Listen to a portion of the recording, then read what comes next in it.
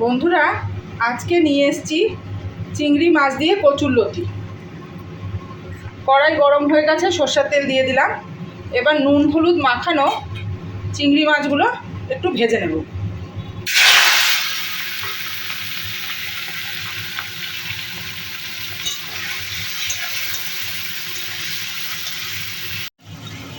চিংড়ি মাছগুলো ভাজা হয়ে গেছে বন্ধুরা, এবার তুলে নেব।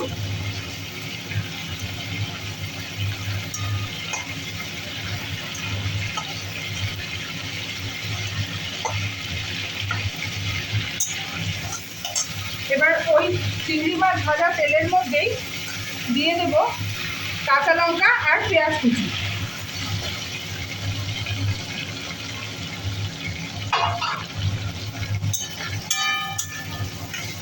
এটা ভালো করে লাল লাল করে ভেজে নেব। পেঁয়াজটা লাল লাল করে ভাজা হয়ে গেছে বন্ধুরা, এবার এর মধ্যে দিয়ে দেব থেতো করে রাখা রসুন।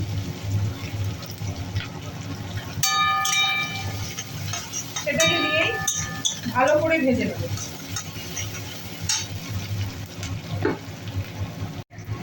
এর মধ্যে দিয়ে দেব সামান্য পরিমাণে লবণ, খুবই অল্প পরিমাণে লবণ, কারণ চিংড়ি মাছটা আমরা লবণ আর হলুদ দিয়েই ভাজা ভাজা করেছিলাম। আর দিয়ে দেব সামান্য হলুদ।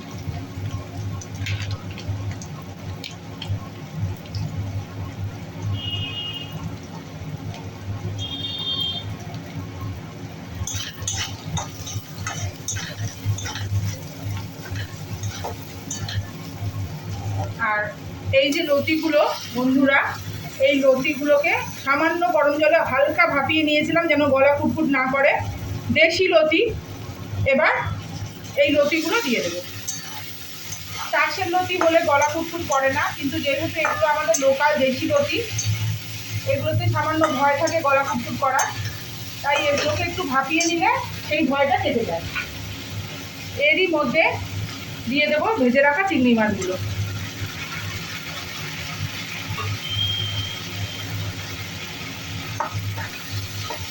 সব শুদ্ধ একসাথে ভালো করে এবার ভাজা ভাজা করে দেব।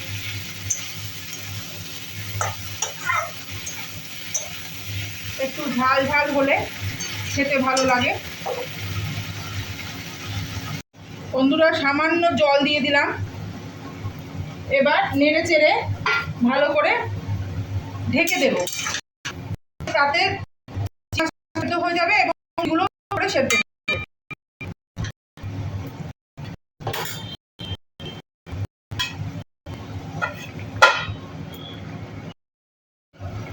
এবার ঢাকনাটা খুলে দেখি বন্ধুরা, লতিটার কি অবস্থা হলো।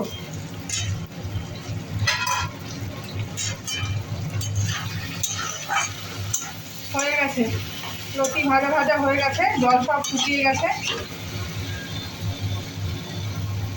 লতি সেদ্ধ হয়ে গেছে।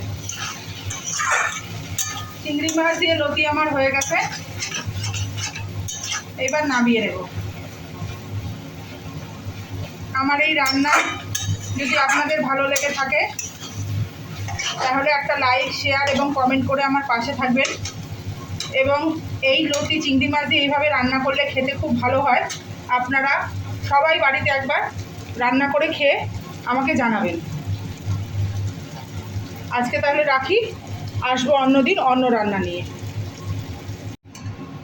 এই যে লতি নামিয়ে ফেললাম।